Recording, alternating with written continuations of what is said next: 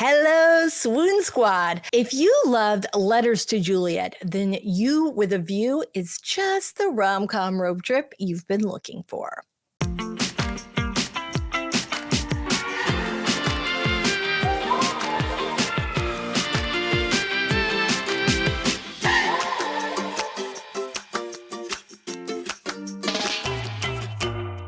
Hello, Swoon Squad. Welcome to While You Were Reading, a podcast for contemporary romance readers. I'm your host, USA Today bestselling romantic comedy author, Lisa Daly. So today on While You Were Reading, we will be talking with rom-com author Jessica Joyce, who is the author of the brand new book, You with a View. Jessica lives happily ever after ongoing with her husband and son in the Bay Area. And when she's not writing character-driven, realistic, and relatable tales of millennials who are just doing their best while falling in love, you can find her listening to her Spotify playlist, trying out a new skincare face mask, crying over cute animal TikToks, or watching the 2005 version of Pride and Prejudice, the best one. Also, we're pretty sure we might be related because we love all the same books and movies. All right, Swoonies, say hello to my new book bestie, Jessica Joyce. Welcome, Swoon Squad, and welcome to Jessica Joyce, debut author of You with a View. Look at this cutie. I love this book. I had so much fun reading it. I thought it was absolutely delightful. Thank you. Welcome, Jessica. Thank you so much. I'm so happy to be here. I'm so happy you're here too. Okay, so as I mentioned in your bio, you are a big fan of the 2005 Pride and Prejudice. Yeah. So why do you prefer that version of Pride and Prejudice? Gosh, I don't know. I don't know if I can quantify. It's just, there's something so magical about it. I know that I've watched it over 100 times, and it's just a movie that, if I'm having a bad day, if I'm having a good day, if I'm having a blah day. You're having a Tuesday. I'm having exactly a Tuesday, Wednesday, Thursday, Friday, whatever.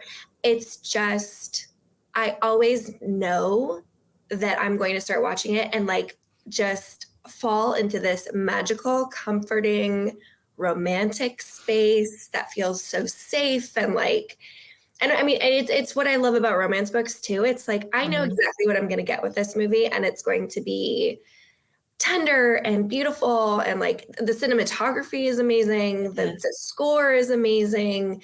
You know, the chemistry between Keira Knightley and Matthew, I can't say his last name. Faden.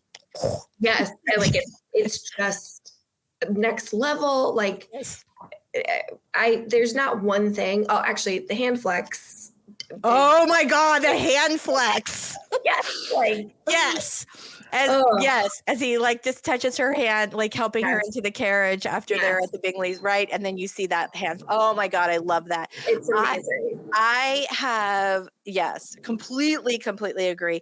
That and the stutter, the "you have bewitched me, body and soul." I love. Yes. Oh, right? So good. It's I know. So good.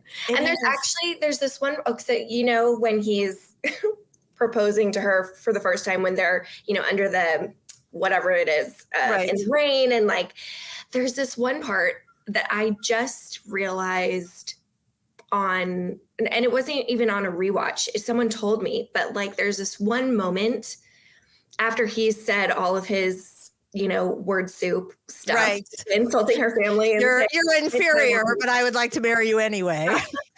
There's this one part where he looks down at her mouth for a brief moment.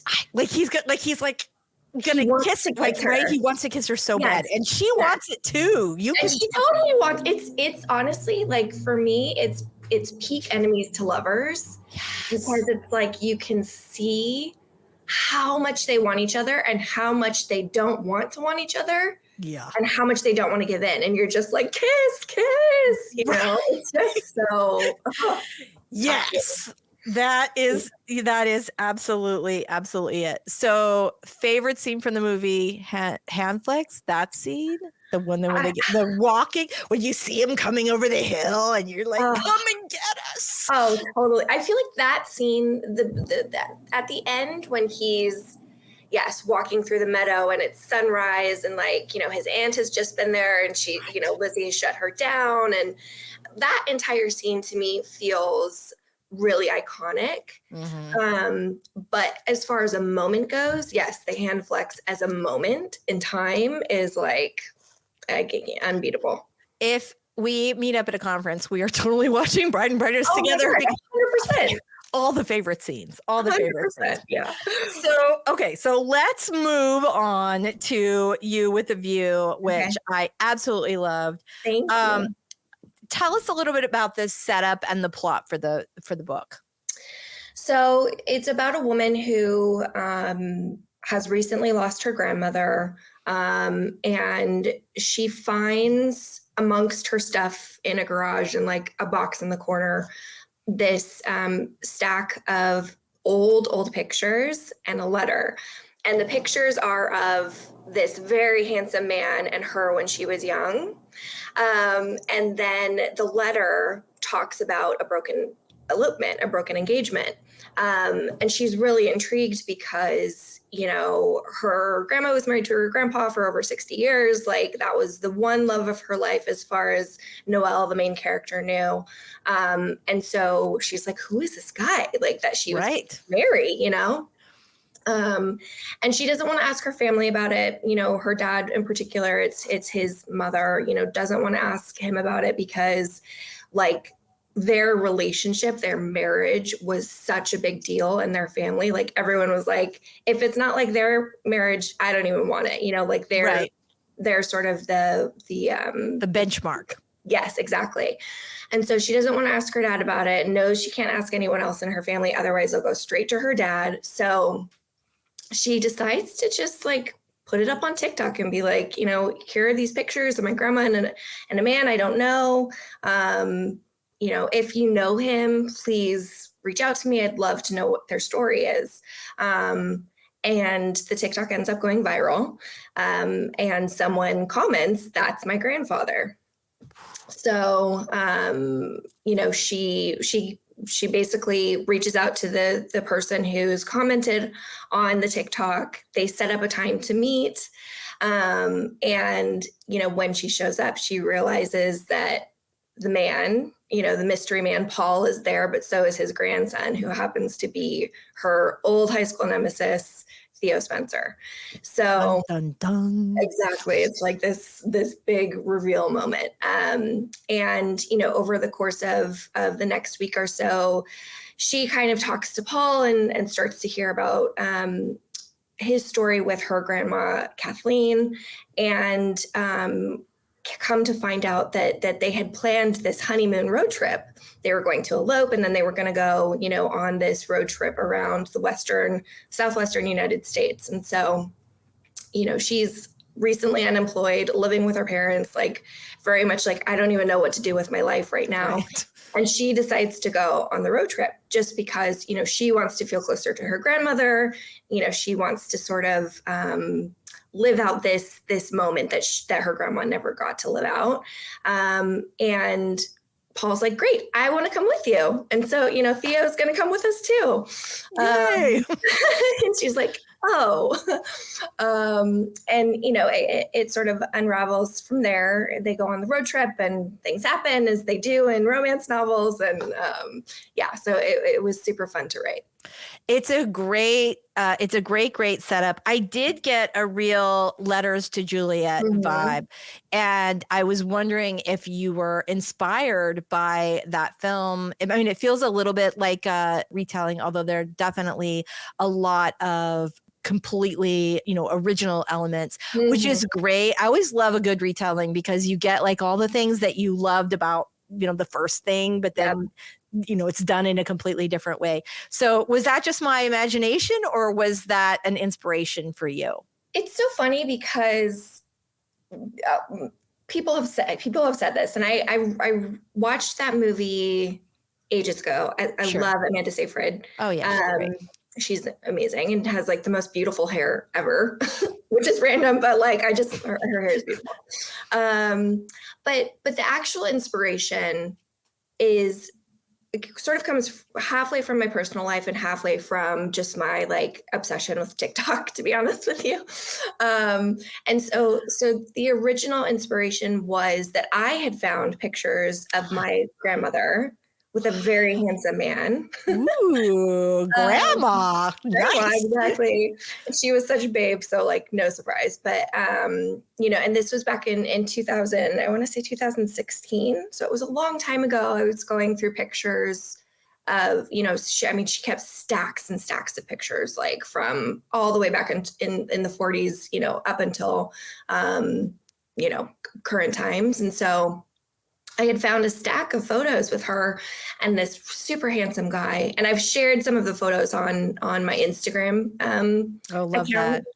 that. His name was Nick. And, you know, I was in a situation where like I could literally just turn to my aunt and be like, who is this hot guy? And she was like, you know, oh, that was Nick. You know, he was such a great family friend. Graham, you know, thought of him like a brother. And my grandma was in the other room and she was sick at the time. And she just yelled, not my brother. You know, she was like very clear about like, no, he was not like family to me. I liked him, you know, like they were never a thing because her mother didn't approve, but like she made it very clear that like had the circumstances been right, it would have happened. Oh, I love that. Yeah, I absolutely love that. And it felt like a story to me, right? Like it just felt like, okay, there's something there. And I kept it in my back pocket for a while. I absolutely love that. I think that is so delightful. So let's talk about Theo. Yummy Theo. Yeah. What are some of the things about Theo that make him such a swoony book boyfriend? I mean, I think for me, it's that right off the bat, I feel like it's obvious. You can tell that he's very into Noelle. You know, like he the way I imagine him and the way I wrote him, even though there's no, you know, it's not from his point of view at any point in the book, but like I do try to get into the head of the love interest as I'm writing, even though I'm writing from Noelle's perspective. And for me, it was that like, as soon as he saw her, he was like, oh, this girl, like she has always been this, and he says it in the book, she has always been this, you know, big part of his life, this, you know, competitor, this equal, this, you know, person who motivates him because they're super competitive with each other. Love that. You know, throughout the course of the book, but also in the past. And I think it's just very obvious, like from the start, that he is so into her, and that he needles her. He likes to rile her up, because that just he just like wants her attention. You know, like he like craves her attention, even if it's her being annoyed at him or like frustrated with him or whatever. But I think it's also that he, you know, she's going through a period in her life where she feels like she's at rock bottom professionally. Yeah. You know, she's really struggling with what the definition of success is. What does it mean? What does it look like? You know, and she feels like he is this sort of beacon of success. He's the co-founder of a successful company. You know, he's like in Forbes 30 under 30, like he's got a lot going for him.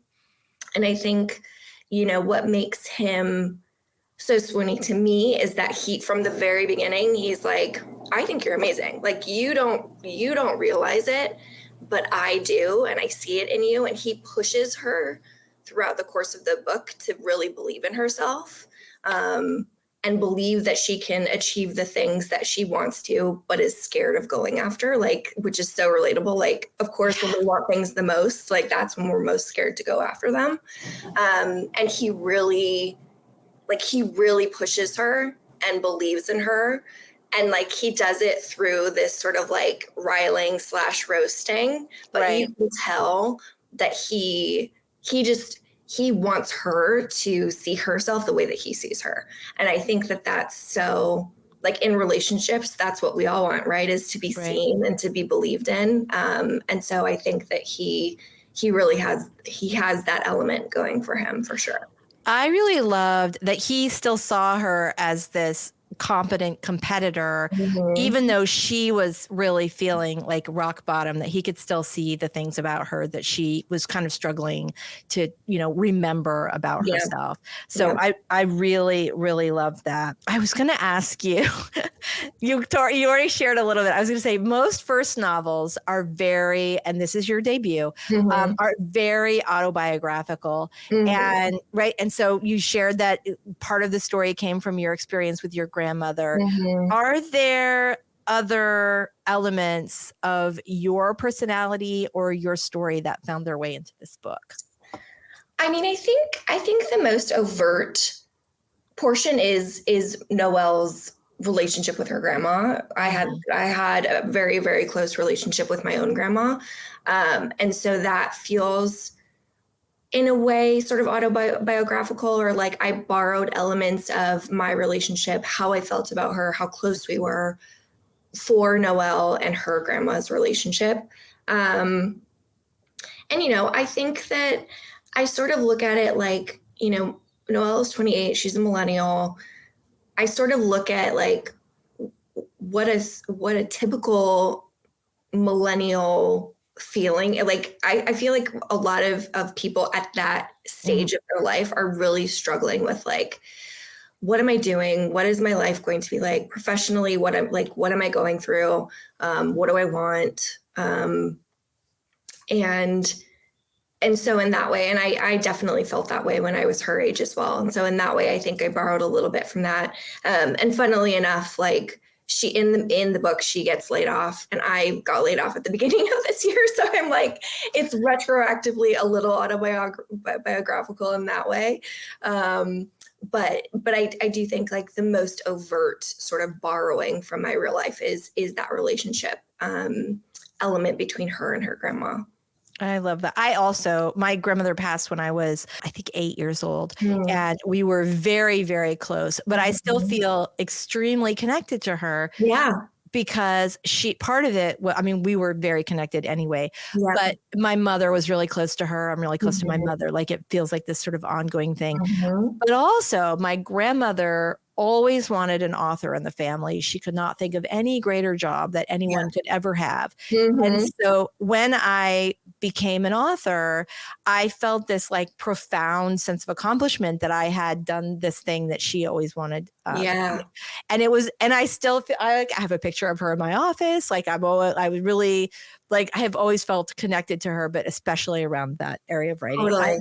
And I love the memories and the feelings that Noelle has about her grandmother. I think that's so, so wonderful. Yeah. So this question is Theo's grandpa, Grandpa Paul. He accompanies Noelle and Theo along on this trip. Yeah. And I love that you did that. So aside from bringing some context to the situation, what else do you think Grandpa Paul brings to the story? This is such a good question because, and I'll tell you, when I was drafting this book, at first I wasn't going to have him come along. It was just going to be Noelle and Theo. Because, like when you think about road trips and romance, it's always the main characters, the love interest, whatever. But as I was getting closer to the point where she was deciding that she was going to go on the trip and she was going to tell Paul, I was like, there's something about having him there, not just for the context of the letters that, he shares where Kathleen is writing him, but also he serves as this like catalyst and roadblock for Noelle and Theo, because it's very obvious from the beginning that he is like, oh, there's a spark, something's happening. And so he's sort of low key, like boop, boop, like pushing them together. But it's also like, they're on the road together. They're staying in hotels and Airbnbs. Like there's very close proximity, not just between Noelle and Theo, but with Paul too. And so for a while, he does serve as this roadblock for them to hooking up, because they're like, first of all, we can see that he wants us to like be together. Right. And Noelle is like, there's no way that I'm going to be in a relationship with this man. Absolutely not. Never, never. And of course, you know, as a reader, you're like, okay, sure. Oh, sure, honey. Sure, Dan. And so, you know, so he does serve as that sort of roadblock, which I think helps keep the tension up for a while, because it is like, oh, we want to, but we can't. We want to, but we can't. We want to, but we can't. And then, but at the same time, he really is serving as this like, oh, look at, you have so much in common. Look, you have this, you know, commonality, because, you know, I and Noelle's grandmother were, you know, in this sort of ill-fated relationship, and look at these letters, read them together, you know, like, he was this really interesting device for me to play with the tension of like pushing them together, pulling them apart. And I also felt like it was really important for me to grow the relationship between Noelle and Paul, because, and for her to see how close Theo and Paul were, and let feel her. I love that aspect of the relationship. Yeah. Like, that's the thing, I think, that you see this side of Theo with Paul, who, and you can like see kind of what a good guy he is. Yeah. So yeah, I absolutely love that. Yeah. Okay, swoonies, you know what's coming next. Every week on While You Are Reading, we give away a copy of our book of the week. So yay! If you would like to win a copy of You with a View, all you need to do is go to whileyouarereading.com, or you can just click the link at the top of the show notes. Good luck, everybody. In this part of the show, it's actually become one of my favorite little segments of the show, because a lot of times I'm interviewing people that I already know, but sometimes I'm interviewing authors who are new to me, just like you. Yeah. And so it's always fun to see what kind of book recommendations you have. Okay. Do you want to go first, or do you want to go second? I'll go second. You go first. Okay. The book that I'm recommending to you is also by a debut novelist. Do you have this book already? Yes, she's a friend of mine also. I've read literally everything that she's written, whether it's been published or not. And it's in my stack. I have her in my stack. Get out. I love this book. Okay, well, then I don't need to tell you about all the great things about it. I loved The Nanny. I thought Lana was hilarious and delightful. Funny. Right? We actually did an interview with her on the show, and I think that her book comes out later on, and so you guys will see that coming up. But I love that book. So I can just tell you, right? So the reason that I recommended it to you is because, and for you guys at home, The Nanny is about a former OnlyFans performer who becomes the nanny for her biggest OnlyFan, except he doesn't recognize her because he's never seen her face. And the whole thing is delicious. And right. And all the way through, you have like these like old communications from them from when she was on. It's really, and it's crazy steamy. Oh, super hot. Right? Super hot. Yes. Super hot. I know. And I was like, for a debut, like, this is a skill. Writing steamy sex scenes is a skill that a lot of authors really struggle with, even if they've got everything else. But man, she nailed it like right out of the gate. Yeah. So good. And the reason I recommended, even though we didn't know each other, is because, like in You with a View, Cassie, the main character in The Nanny, finds herself unemployed. She's kind of more open to what's coming, and also some forced proximity, which I love. That's one of my favorite tropes. So it's a good fit. All right, let's see your book stack, girl. I want to see what you're recommending for me. Okay, so I have several. Love that. Two are newer, and then one is of like an all-time favorite of mine, and it's older. Oh, love that. So the first one is Plane Trains and All the Feels by Living Art. Oh. So this is a partial road trip, partial flying planes. It's literally planes, trains, and automobiles. Like, except with love. Yes, exactly. So it's about a woman named Cassidy and a man named Luke.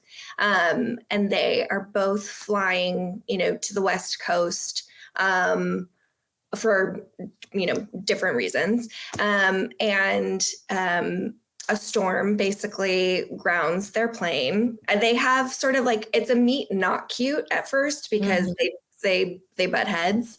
And they end up, having to sort of travel together to their eventual destinations via train, via car, via like, all of these different things. And they are met with sort of disasters at every turn. It's sort of a sunshine grumpy. Cassidy is very, she is a sunshine character. Luke is, I wouldn't call him grumpy, but he's definitely more like reserved until he's not in like but it's just such a fun book. Livy is like literally one of the funniest people on earth, both in her books and in real life. And there are, it's steamy, it's funny, it's there are some really, touching moments. Like it's just this like beautiful, well-rounded, amazing rom-com. It came out May 23rd. And I adore it. I've read it several times. And it's amazing. This sounds like all the things I love. So thank you very much for that recommendation. I'm excited to read that one. All right. And then we've already talked about The Nanny, so I'll skip that one. You were going to recommend The Nanny to me as I was recommending it to you. I literally have it. It's like, right? Okay. We definitely have a little, right? Exactly. Yeah, we're connected. Mm-hmm. And then Something Wild and Wonderful by Anita Kelly. This one is, they're on the Pacific Coast Trail. So it's about Alexi and Ben. They meet each other on the Pacific Coast Trail. I think that's what it's called. As they're sort of hiking their way, up to Washington.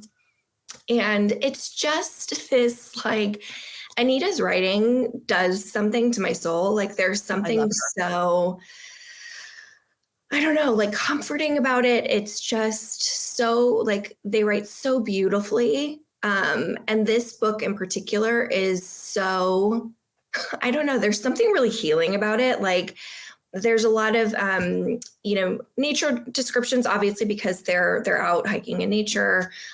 It's such a tender love story. Like these two men, who are really, Alexi in particular, like trying to rediscover themselves and they find each other along the way.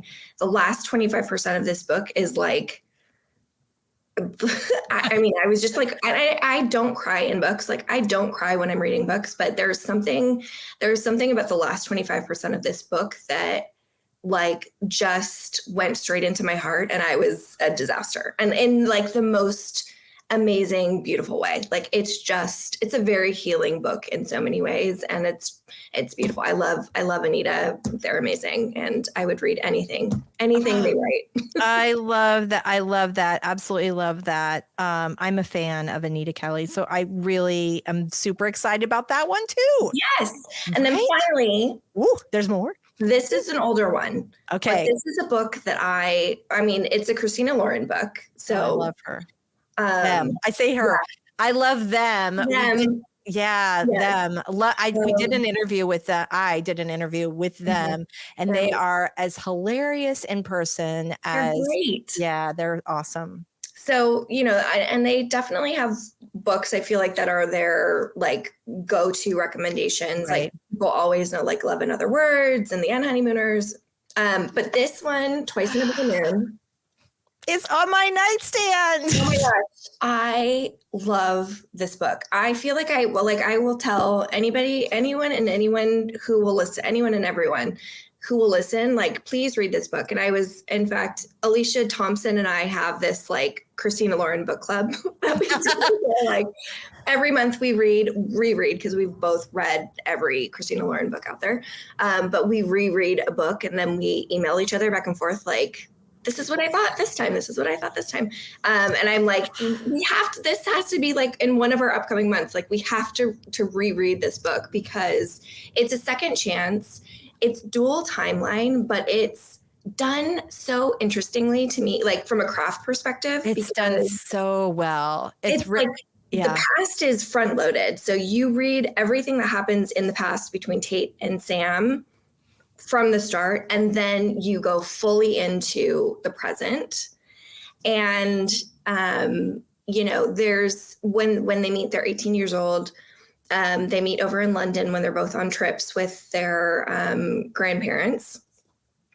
And they there's this immediate attraction between them. Right. They spend all their time together, and then obviously something happens where she ends up feeling betrayed by Sam.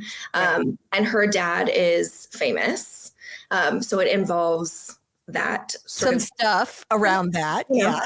And then in the present tense, she's an actress who is going to be playing a part in this movie, and she's going to the set to basically start, the job, and comes to find out when she gets there that Sam has written the movie and he's on set with her. It's, again, forced proximity, which is just delicious. Delicious. And the second chance element, I love second chance romances. There's so much longing involved, so much pining, so much yearning. It's just this book in particular, I just feel like is one of their best from a writing perspective, from the beauty of the writing. I just think is so spectacular, and I don't know, I could read it a million times and never have enough. I love it. It's like one of 3 books on my nightstand right now. And it's always, that's where it lives. It is one of my favorite Christina Lauren books.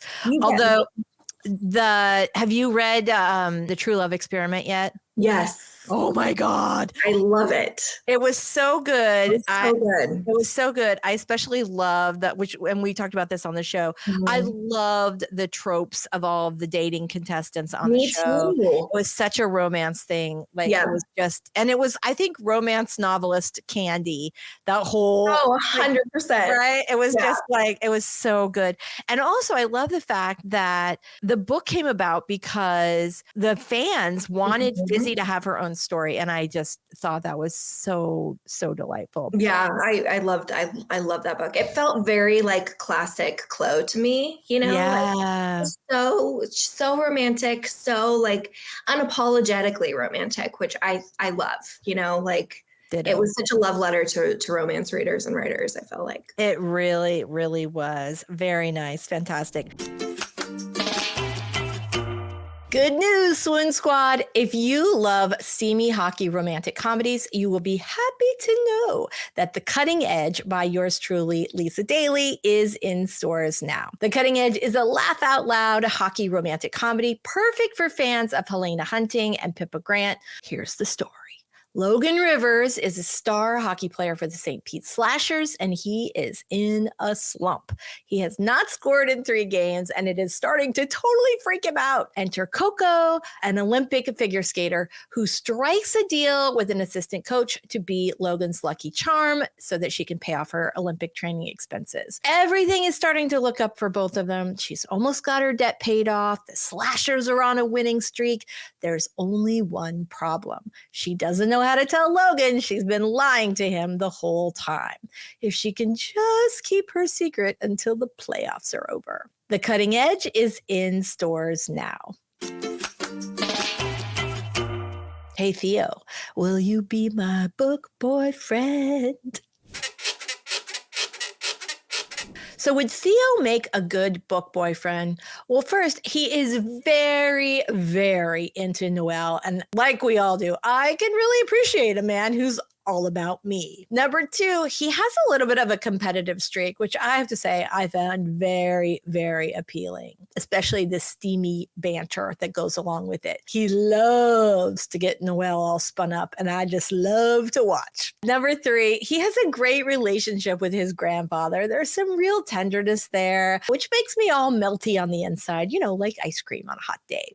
All right, so You with the Views, Theo, is a solid 4.5 ring book boyfriend.